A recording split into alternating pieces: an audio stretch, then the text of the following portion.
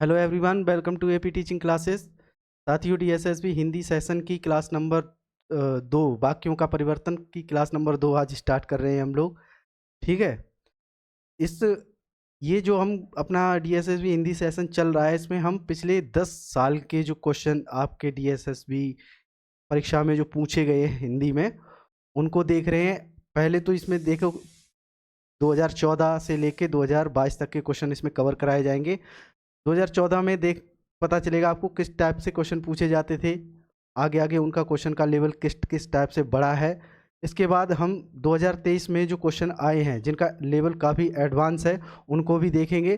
तो पहले तो हम बेसिक कवर करेंगे, उसके बाद थोड़ा एडवांस लेवल पर जाएंगे। ठीक है, तो चलिए अब स्टार्ट करते हैं अपनी क्लास।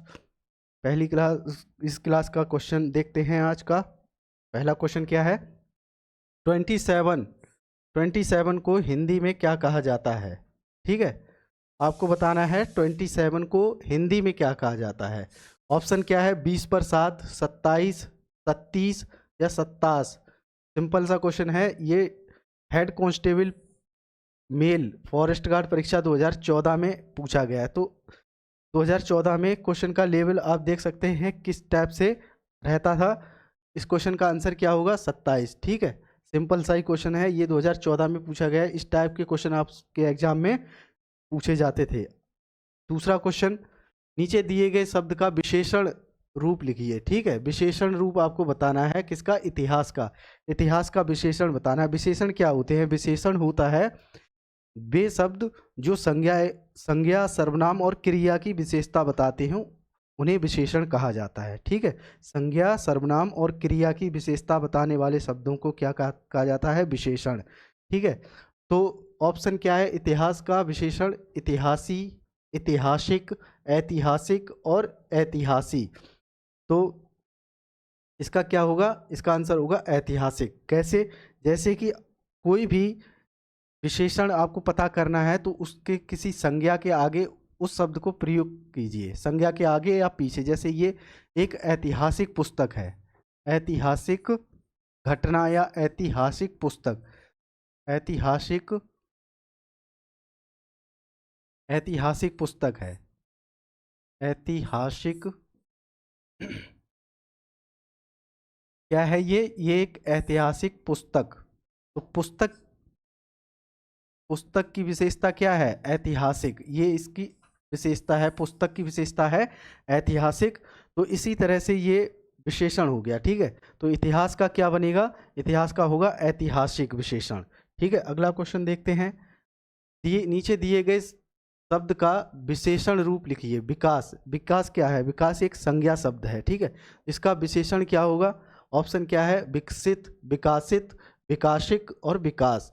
तो विकास क्या है? एक संज्ञा शब्द है। कैसे? क्योंकि ये किसी का नाम भी हो सकता है, या इसे अर्थव्यवस्था के सेंस में भी क्या होता है? डेवलपमेंट भी कह सकते हैं। ठीक है, तो विकास का क्या होगा? बहुत सिंपल सा है, विकसित। ऑस्ट्रेलिया एक विकसित देश है। देश की विशेषता क्या है? ऑस्ट्रेलिया कैसा देश है? एक विकसित देश है। तो देश कैसा है? विकसित। ठीक है, तो इस तरह से विकास का विशेषण विकसित होगा। अगला क्वेश्चन देखते हैं। नीचे दिए गए शब्द का विशेषण रूप लिखिए। नीति। नीति का विशेषण आपको बताना है। ऑप्शन नीतिक, नैतिक, नीतिका और नैतिका। तो नीति का विशेषण क्या होगा? नीति का, जैसे कि यह एक नैतिक मुद्दा है, यह एक नैतिक मुद्दा, नैतिक व्यक्ति जो नीति का ज्ञान रखता है। तो नैतिक व्यक्ति, व्यक्ति की विशेषता क्या होगी? नैतिक व्यक्ति। ठीक है, तो व्यक्ति कैसा है? नैतिक, ये इसकी विशेषता हो गई। ठीक है, इसी टाइप से आप लगा सकते हैं नीति। तो नीति का क्या? यह एक नीति व्यक्ति होगा? नहीं, कैसा व्यक्ति है? नैतिक। तो नीति का विशेषण होगा नैतिक। ठीक है, क्या होगा? नैतिक। अगला क्वेश्चन पर, प्यास। नीचे दिए गए शब्द का विशेषण रूप लिखिए। किसका? प्यास का। तो प्यास का विशेषण क्या होगा? प्यासा, प्यासी, प्यासे या प्यासो। जैसे कि आपने कहानी सुनी होगी प्यासा कौआ, तो कौआ कैसा है? प्यासा। तो प्यासा विशेषण मतलब विशेषता बता रहा है। सॉरी, प्यास की विशेषता क्या होगी? प्यासा। प्यास का विशेषण शब्द होगा प्यासा। ठीक है, यही आपका आंसर है, प्यासा। अगला क्वेश्चन देखते हैं। विशेषण बताना है आपको फिर से किसका, अर्थ का विशेषण होगा अर्था, अर्थी, आर्थिक या आर्थक। तो अर्थ का विशेषण क्या होगा, आर्थिक। ठीक, क्या होगा, आर्थिक। ये 2014 में ये क्वेश्चन पूछा गया था। ठीक है, अगला क्वेश्चन देखते हैं। राष्ट्र, नीचे दिए गए शब्द का विशेषण रूप लिखिए। राष्ट्र, राष्ट्रीय, राष्ट्रिक, राष्ट्रीय या राष्ट्रक। बहुत सिंपल सा ही क्वेश्चन है, कॉमन सेंस से भी आप इसे कर सकते थे। ठीक है, जैसे ये हेड कांस्टेबल परीक्षा, हेड कांस्टेबल एवं फॉरेस्ट गार्ड परीक्षा 2014 में आपसे ये क्वेश्चन पूछा गया है। राष्ट्र का विशेषण होता है राष्ट्रीय। क्या होता है, राष्ट्रीय। आप इसे किसी संज्ञा या सर्वनाम या क्रिया के जैसे शब्द आपको अगर कोई पता हो तो उसके आगे लगा के, आपको इस आगे या पीछे लगा के आप मतलब पता चल सकता है कि इसका विशेषण क्या होगा, कि भारत एक मतलब नहीं, यह एक राष्ट्रीय मुद्दा है। ठीक है, या ये एक राष्ट्रीय विषय है। तो ऐसे ही आप लगा के इसका पता लगा सकते हो कि इसका विशेषण क्या होगा। तो राष्ट्र का विशेषण हमेशा राष्ट्रीय होता है। ठीक है, अगला क्वेश्चन है। पुल्लिंग रूप लिखना है आपको किसका, बकरी का। बकरी शब्द का पुल्लिंग रूप लिखना है। भेड़, बकरियां, नर बकरियां या बकरा। तो बकरी का पुल्लिंग क्या होता है, बकरा। ये पीजीटी इतिहास परीक्षा 2014 में आपके एग्जाम में ये क्वेश्चन आया हुआ है। तो बकरी का क्या होता है पुल्लिंग रूप, बकरा। माता शब्द का बहुवचन रूप, माता शब्द का बहुवचन रूप है माताएं, मातो, माते या मातावो। तो माता का बहुत सिंपल होता है, क्या होता है, माताएं। माता शब्द का बहुवचन रूप होता है माताएं। अगला क्वेश्चन देखते हैं। बेटा शब्द का स्त्रीलिंग बताना है कि बेटे, बेटों, बेटी या बेटियां। तो बेटा शब्द का स्त्रीलिंग क्या होता है, बेटी। ऑप्शन नंबर 3 इसका सही आंसर होगा। क्वेश्चन नंबर 12 देखते हैं। बुरा, इसका भाववाचक संज्ञा क्या होगा। बुरा, इसका भाववाचक संज्ञा क्या होगा। जैसे कि भाववाचक संज्ञा क्या होता है, जिसमें आ, जिसके अंत में ई, त्व, ता, पन, इस तरह के शब्द किसी वाक्य के अंत में अगर इस तरह के शब्द लगे हुए दिखें तो समझ लेना वो भाववाचक संज्ञा होता है। ठीक है, तो बुरा शब्द जो पूछा गया है इसका भाववाचक संज्ञा आपको बताना है। इसके ऑप्शन देखते हैं। ऑप्शन 1 बुराई, बुरापा, बुरापन या बुराईपन। तो इसका जो सही बुरा शब्द का जो भाववाचक संज्ञा होगा वो क्या होगा, बुराई। क्यों, देखिए आप यहाँ पर ई शब्द आया हुआ है तो यही इसका सटीक आंसर होगा, बुराई, बुरा का। अगला क्वेश्चन देखते हैं। छोटा शब्द का भाववाचक संज्ञा रूप है। छोटा शब्द का भाववाचक संज्ञा आपको बताना है।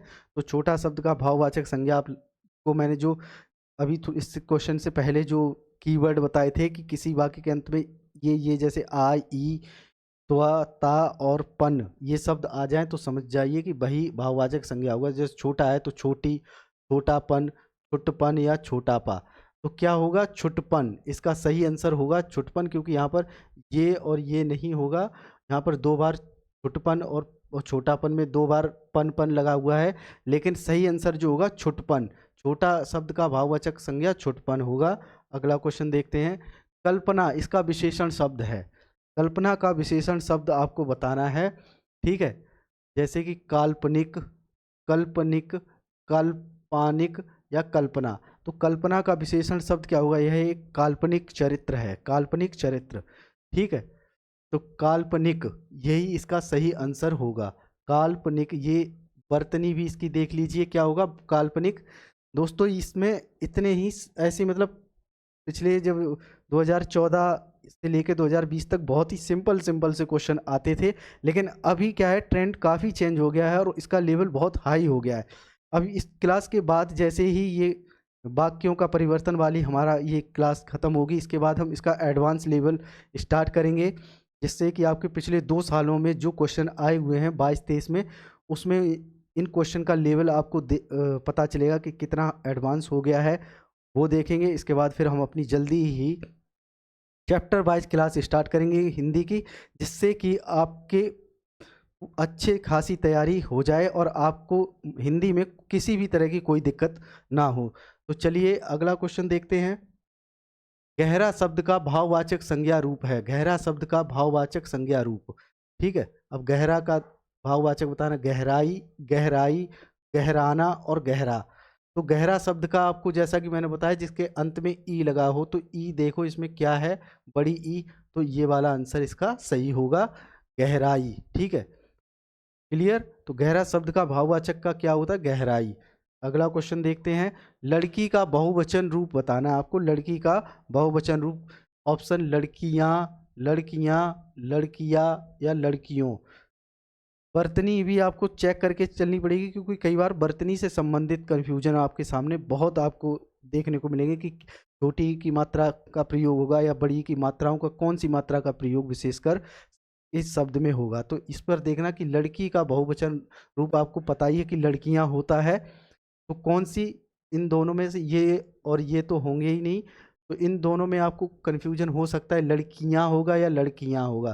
तो इसका सही जो वर्तनी के हिसाब से भी बिल्कुल सटीक आंसर होगा, तो ऑप्शन नंबर 2 लड़कियां, लड़कियां इसका सही आंसर होगा। ठीक है, अगला क्वेश्चन देखते हैं, बकरी शब्द का पुल्लिंग रूप। ये देखो क्वेश्चन रिपीटेड है, ये प्रशिक्षित स्नातक शिक्षक टीजीटी परीक्षा में आपसे पूछा गया है, किसमें, टीजीटी परीक्षा में आपसे पूछा गया ऐसे क्वेश्चन, इसीलिए मैं आपको करवा रहा हूं ताकि ये क्वेश्चन रिपीटेड हो जाते हैं और आपके एग्जाम में कई बार पूछ लेता है, इसलिए प्रीवियस ईयर के क्वेश्चन कई बार आपके लिए बहुत ही इंपॉर्टेंट होते हैं, इसलिए उनको लगा के जाना चाहिए। ठीक है, तो क्वेश्चन क्या होगा, बकरी का पुल्लिंग सिंपल सा भी बताया था, बकरा। अगला क्वेश्चन देखते हैं, हिंदी में इसको क्या कहते हैं। ठीक है, ये जो वर्ड अंक लिखा हुआ है इसको क्या कहते हैं, 51, 41, 61, कोई भी नहीं। तो मैंने आपको जब पिछली क्लास में हिंदी के वर्ड बताए थे कि 6, ये जो होता है ये 6 होता है, और ये जो होता है 1, इसको बोलते हैं 1, तो ये हो गया 61, 61, 61। तो ये ऑप्शन नंबर 3 इसका सही आंसर होगा।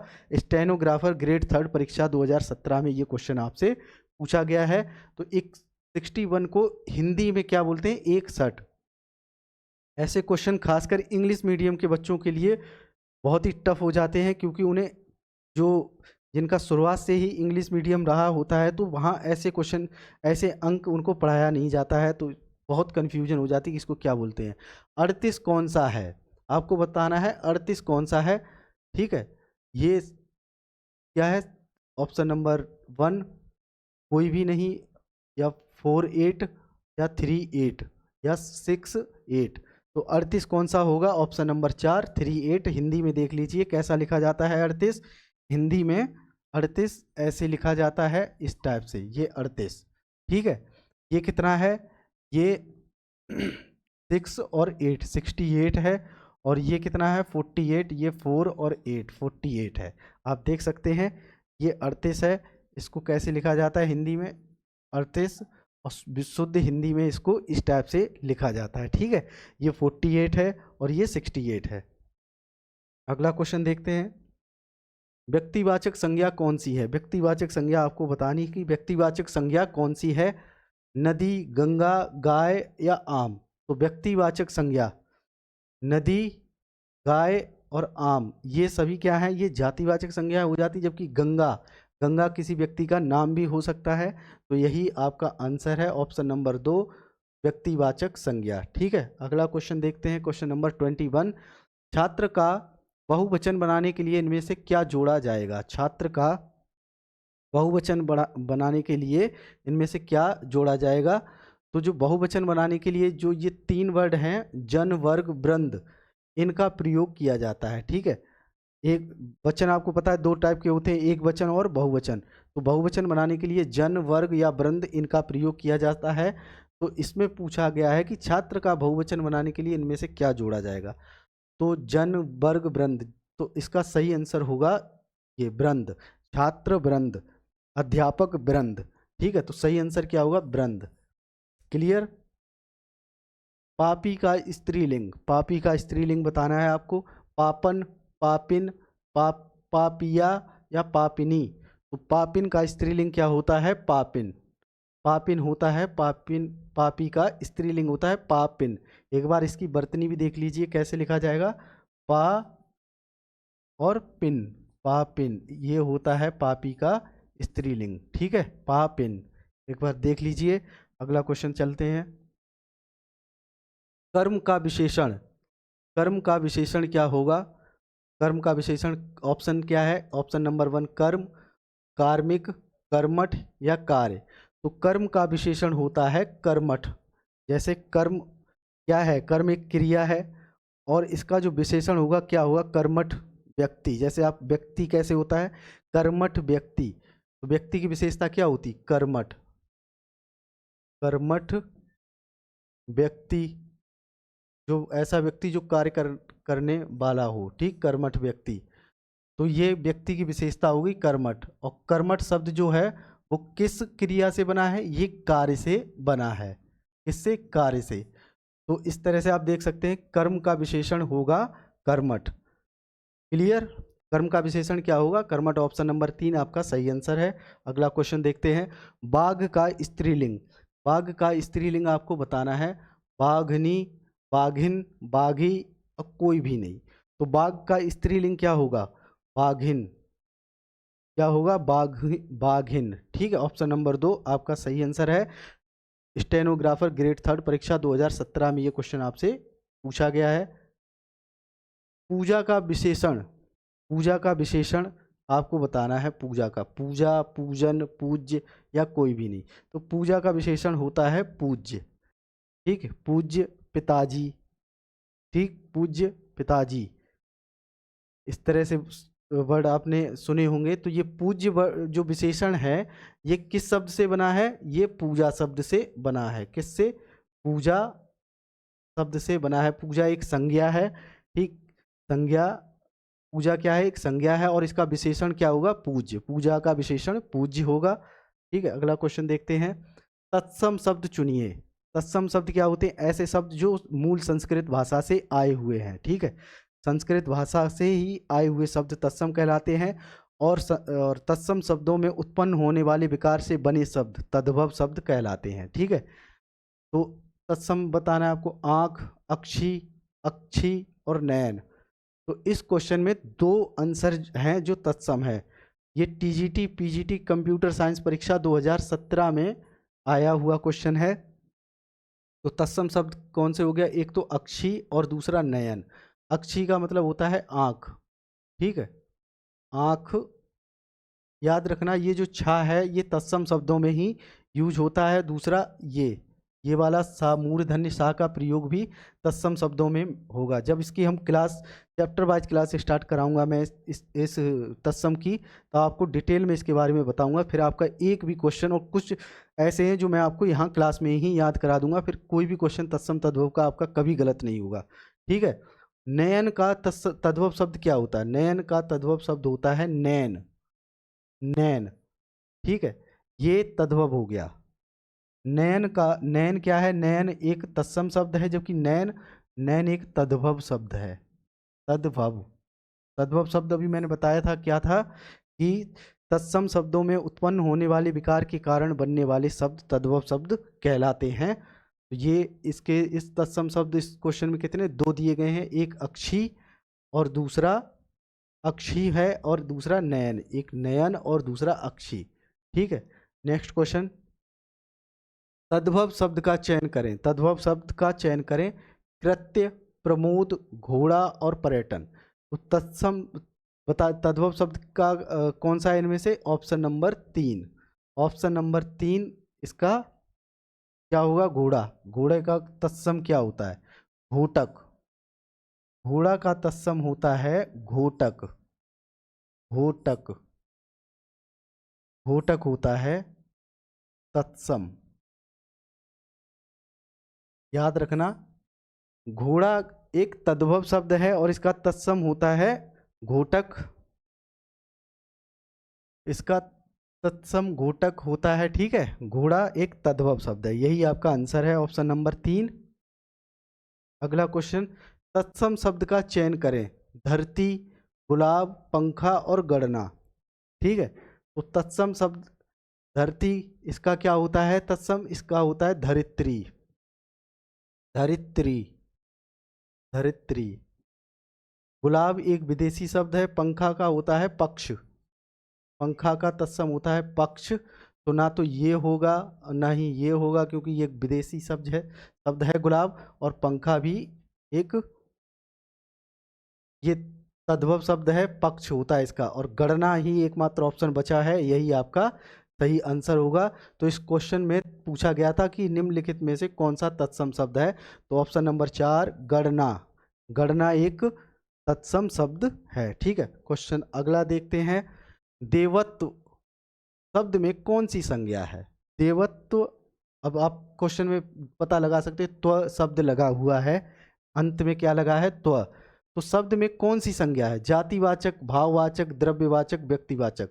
जैसा कि मैंने आपको बताया था, तो ये क्या है? त्व भाववाचक संज्ञा है। ठीक है, तो अगला क्वेश्चन, तपस्वी का स्त्रीलिंग, तपस्वी का स्त्रीलिंग आपको बताना है। तपस्विन, तपस्विनी, तपस्वी और तपस्विनी। तो तपस्वी का स्त्रीलिंग होता है तपस्विनी, ऑप्शन नंबर 2 तपस्विनी, यही इसका सही आंसर होता है। और इसकी वर्तनी भी देख लीजिए, इस तरह से लिखा हुआ मिले वही आपका सही आंसर होगा, तप और ईश्वनी, तपस्विनी। ठीक है, ये 2017 में आया हुआ क्वेश्चन है, दास ग्रेड 4 में। कौन सा शब्द पुल्लिंग है? कौन सा शब्द पुल्लिंग है? ठीक है, रोशनी, चादर, जीवन और कलम। तो चारों तरफ रोशनी फैल गई, क्या है ये? फैल गई, रोशनी फैल गई, स्त्रीलिंग है। बिस्तर पर चादर बिछा दो, बिछा दी, मतलब चादर बिछा दी, स्त्रीलिंग है। ठीक है, उसका जीवन समाप्त हो गया, जीवन समाप्त हो गया, गया मतलब पुल्लिंग है, तो यही आपका सही आंसर है। ठीक है, उसकी कलम खो गई, कलम खो गई, तो ये क्या हो गया? स्त्रीलिंग। तो इसका सही आंसर क्या होगा? इसका सही आंसर होगा, पुल्लिंग शब्द बताना है तो जीवन एक पुल्लिंग शब्द है। ठीक है, ऑप्शन क्वेश्चन नंबर 32, कौन सा शब्द स्त्रीलिंग है? अब आपको स्त्रीलिंग शब्द बताना है। चरखा, सेना, मकान या निर्णय। ठीक है, वह चरखा काटता है। ठीक है, ये एक पुल्लिंग शब्द है। भारतीय सेना आगे बढ़ गई, भारतीय सेना आगे बढ़ गई, ये ही है आपका आंसर। ठीक है, ऑप्शन नंबर 2 आपका सही है कि सेना क्या है? एक स्त्रीलिंग शब्द है। ठीक, मकान गिर गया, ये एक पुल्लिंग शब्द है, उसने निर्णय लिया। ठीक है, ये एक पुल्लिंग शब्द है। ये दोनों, मकान, निर्णय और चरखा, ये क्या है? ये पुल्लिंग शब्द है, जबकि सेना एक स्त्रीलिंग शब्द है। ठीक है, अगला क्वेश्चन देखते हैं। तद्भव शब्द का चयन कीजिए। तद्भव शब्द आपको बताना है, शांति, कल्प, सांस या कंठ। तो शांति, कल्प और कंठ, ये तीनों तत्सम शब्द हैं, जबकि ऑप्शन नंबर 3 सांस, ये एक तद्भव शब्द है। इसका जो तत्सम शब्द होगा वो होगा श्वास, श्वास, श्वास इसका तत्सम शब्द होगा। तो तद्भव शब्द आपको बताना था, तो सांस एक तद्भव शब्द है, इसका जो तत्सम शब्द क्या होगा? श्वास। ठीक है, अगला क्वेश्चन देखते हैं। तत्सम शब्द का चयन कीजिए। तेल, छाया, केश और सावन। ठीक है, तो तत्सम शब्द बताना है, तो तेल का जो तत्सम होता है वो होता है तैल। क्या होता है? तैल। 2 मात्राएं यहाँ पर लगती हैं, उसे बोलते हैं तेल का जो 2 मात्राएं ऐसी लगी हैं वो तत्सम होगा। छाया का तत्सम होता है छत्र, छाया का तत्सम होता है छत्र। केश का केसी होता है, श्रावण का होता है श्रावण। क्या होता है? श्रावण। तो आप पता चल ही गया होगा कि इसका आंसर क्या होगा, ऑप्शन नंबर 3 केश, केश इसका सही आंसर होगा। तेल का तत्सम होता है तैल, और छाया का होता है छत्र, और सावन का होता है श्रावण। ठीक है, ये बिल्कुल संस्कृत में इसी तरह से आपको मिलेंगे, वही जो संस्कृत से आए हुए शब्द ही तत्सम शब्द कहलाते हैं। ठीक है, अगला क्वेश्चन देखते हैं। जातिवाचक संज्ञा कौन सी है? जातिवाचक संज्ञा आपको बताना है कौन सी है। ठीक है, स्त्री, बनारस, यमुना, पीपल, ये 4 ऑप्शन है, इनमें से आपको जातिवाचक संज्ञा बताना है। ठीक है, तो स्त्री जो है वो एक जातिवाचक संज्ञा है, बाकी ये सब यमुना, पीपल और बनारस ये क्या है? व्यक्तिवाचक संज्ञा के उदाहरण है। इसका सही आंसर होगा स्त्री। स्त्रियों की अलग, स्त्री और पुरुष ये जातियों का बोध कराते हैं। इसी तरह इस क्वेश्चन का आंसर होगा स्त्री एक जातिवाचक संज्ञा है, जबकि बनारस यमुना और पीपल, ये क्या है, ये व्यक्तिवाचक संज्ञा है। DSSB ग्रेड 3 परीक्षा 2017 में आया हुआ क्वेश्चन है ये। अगला क्वेश्चन देखते हैं, मान्यता का विशेषण। मान्यता का विशेषण, मान्य, मान, मान्या, मानतीत। तो मान्यता का विशेषण सिंपल सही है, मान्य होगा। ठीक है, मान्यता का विशेषण होता है मान्य। ठीक, ये ग्रेड 3 परीक्षा 2017 में आया हुआ क्वेश्चन था। अगला क्वेश्चन देखते हैं, 68 को हिंदी में कहते हैं, 68 को हिंदी में क्या कहते हैं? 65, 67, 68 और 59। तो 68 को हिंदी में बोलते हैं 68। क्या बोलते हैं? 68। 65 किसको बोला जाता है? 65 को 65 बोला जाता है। और 59 59 को बोला जाता है, 59 को 59 बोला जाता है। और 67 का अर्थ होता है 67। एक बार आप देख लीजिए, 65 क्या होता है? 65, 67 होता है 67 और 59 होता है 59, जबकि 68 होता है 68। 68, 68 को कहा जाता है। क्वेश्चन नंबर 38, कल मेरा जन्मदिन है, इस वाक्य में सर्वनाम ढूंढकर लिखिए। कल मेरा जन्मदिन है, इस वाक्य में सर्वनाम ढूंढकर आपको लिखना है। क्या होगा? कल मेरा जन्मदिन। तो ऑप्शन क्या है? दूसरा ऑप्शन है कल, तीसरा ऑप्शन है मेरा और चौथा ऑप्शन है जन्मदिन। तो इसमें क्या होगा? कल मेरा जन्मदिन में क्या? मेरा। वे शब्द जो संज्ञा के स्थान पर प्रयोग किए जाएं उन्हें सर्वनाम कहा जाता है। ये मेरा जो है वो एक सर्वनाम शब्द है। ठीक है, तो इसमें सर्वनाम क्या होगा? इसका आंसर क्या होगा? ऑप्शन नंबर 3 मेरा। आम शब्द का तत्सम, आम शब्द का तत्सम बताना है आपका। ऑप्शन 1 आव, आम्र, आव, आमा। तो आम शब्द का जो तत्सम होगा वो होगा ऑप्शन नंबर 2 आम्र। ठीक, आम्र वाटिका आपने शब्द सुना होगा, तो इसका तत्सम होता है आम का आम्र। आम्र क्या होगा? आम्र। ऑप्शन नंबर 2 यही आपका सही आंसर है। मैट्रन व वार्डर परीक्षा 2014 में आया हुआ क्वेश्चन है ये। बालक का अन्य लिंग रूप, मतलब बालक का आपको स्त्रीलिंग बताना है। ठीक है, बालक का स्त्रीलिंग बताना है। क्या होगा? ऑप्शन 1 आपसे को दिया गया, उसमें है बालकें। ऑप्शन नंबर 2 बालिका, ऑप्शन नंबर 3 बालिकी और ऑप्शन नंबर 4 बालकिया। मैट्रन और बॉर्डर परीक्षा में आपसे पूछा गया ये क्वेश्चन है। ठीक है, तो इसका सही आंसर क्या होगा? बालक का बालिका, स्त्रीलिंग क्या होगा? बालिका। तो बालक का अन्य लिंग रूप क्या होगा? बालिका। क्वेश्चन नंबर 41 या 41, घर का बहुवचन, घर का बहुवचन क्या होगा? घरें, घर, घरों, घराएं। तो घर का बहुवचन क्या होगा? घरों। ये मैट्रन और बॉर्डर परीक्षा 2014 में आया हुआ क्वेश्चन होगा, क्वेश्चन है। और घर का बहुवचन क्या होता है? घरों। ठीक है, गायक शब्द का स्त्रीलिंग आपको बताना है। क्वेश्चन पूछा गया है मैट्रन और बॉर्डर परीक्षा 2014 में, ये क्वेश्चन पूछा गया है गायक का स्त्रीलिंग। ठीक है, तो क्या होगा? गायक का गायक, ऑप्शन 1 क्या है? गायक, गायिक, गायकी या गायिका। तो गायक का स्त्रीलिंग क्या होता है? ऑप्शन नंबर 4 आपका आंसर है गायिका। क्या होगा? गायिका, यही आपका आंसर है। अगला क्वेश्चन देखते हैं, मोटा शब्द का अन्य लिंग रूप है। मोटा शब्द का स्त्रीलिंग आपको बताना है, बहुत सिंपल है। मोटापा, मोटे, मोटी या मोटा, मेटापन। तो इसका आंसर होगा ऑप्शन नंबर 3 मोटी। नेक्स्ट क्वेश्चन, दांत का तत्सम रूप, दांत का आपको तत्सम बताना है। ऑप्शन क्या है? दाद, दादू, दांत या दसन।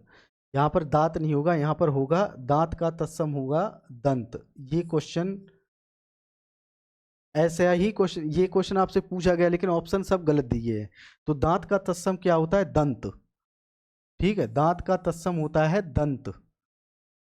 तो इनमें से कोई भी ऑप्शन ठीक नहीं है, तो इसका सही आंसर मैंने आपको बता दिया, दांत का दंत। अगर आपके एग्जाम में आए तो यही लगाना। ठीक है, यही आपका आंसर होगा। मैट्रन व बॉर्डर परीक्षा 2014 में ये क्वेश्चन आया हुआ है। सौर मंडल का बहुवचन रूप आपको बताना है। ऑप्शन देखते हैं सौर मंडल से संबंधित उसका बहुवचन। ऑप्शन 1 सौर मंडलाए, सौर मंडलाएं, सौर मंडला या सौर मंडल। तो जो सौर मंडल का बहुवचन रूप होता है वो क्या होगा, सौर मंडल। क्योंकि सौर मंडल जो है वो एक वचन हो या बहुवचन सेम ही रहता है उसका, ठीक है। चाहे वो एक वचन भी सौर मंडल ही बोला जाता है या बहुवचन होगा तभी भी उसको सौर मंडल ही बोला जाता है, ठीक है। तो क्वेश्चन का आंसर क्या होगा, ऑप्शन नंबर 4 सौर मंडल। अगला क्वेश्चन जो है, काटना शब्द का द्वितीय प्रेरणार्थक रूप, द्वितीय प्रेरणार्थक रूप, ठीक है।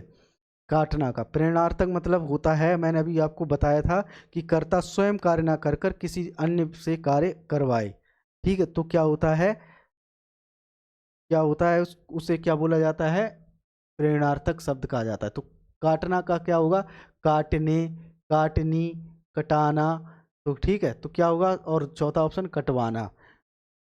मैट्रन बॉर्डर परीक्षा में क्वेश्चन आया हुआ ये 2014 में। तो काटना का प्रेरणार्थक शब्द क्या होगा, कटवाना। किसी और से कार्य करवा रहा है करता, तो क्या होगा इसका आंसर कटवाना, ठीक है। चलिए अगले क्वेश्चन पर, पड़ोसी का अन्य लिंग रूप, पड़ोसी का अन्य लिंग रूप आपको बताना है, मतलब पड़ोसी का स्त्रीलिंग आपके एग्जाम में पूछा गया है, ठीक है। ऑप्शन नंबर 1 पड़ोसिन, ऑप्शन 2 पड़ोसा, ऑप्शन नंबर 3 पड़ोसन और ऑप्शन नंबर 4 पड़ोसियाँ।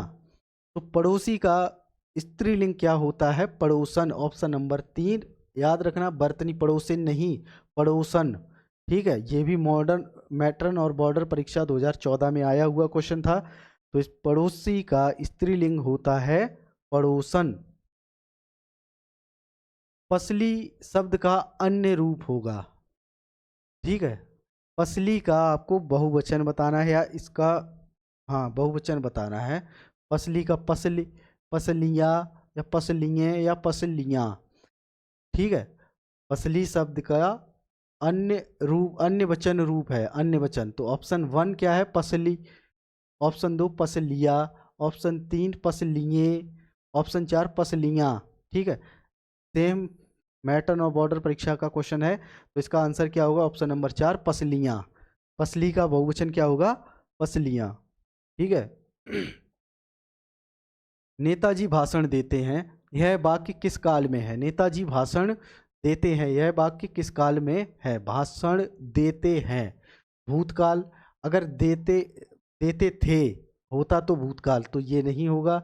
वर्तमान काल, भविष्यकाल, देंगे तो भविष्यकाल, ये भी नहीं होगा। संदिग्ध, अगर कोई भी क्वेश्चन मार्क होता कि क्या नेताजी भाषण देंगे, तो ये संदिग्ध वर्तमान काल होता, तो ये भी नहीं होगा। आपका आंसर क्या है, वर्तमान काल, क्योंकि अभी प्रेजेंट में भाषण दे रहे हैं नेताजी, तो क्या है, नेताजी भाषण देते हैं, तो वर्तमान काल का ये शब्द है। अगला क्वेश्चन देखते हैं, क्वेश्चन नंबर 50। हिंदी व्याकरण में क्रिया के भेद, हिंदी व्याकरण में क्रिया कितने टाइप की होती है, क्रिया ऑप्शन में क्या दिया है, 7, 8, 10, 9। तो क्रिया 7 टाइप की होती है। जब हम क्रिया पढ़ेंगे तो मैं आपको इसको डिटेल में बताऊंगा, ठीक है। ये भी मैट्रन और बॉर्डर परीक्षा में पूछा गया है। तो दोस्तों जैसा कि आपने देखा कि प्रीवियस ईयर में इस कितने सिंपल टाइप के क्वेश्चन पूछे जाते थे, ठीक है। तो आज की क्लास बस इतने ही क्वेश्चन थे। कल फिर हम मिलेंगे अपनी अगली क्लास में, आगे फिर हम 50 क्वेश्चन करेंगे, ठीक है। तब तक के लिए अपना ख्याल रखिए और अच्छे से पढ़िए।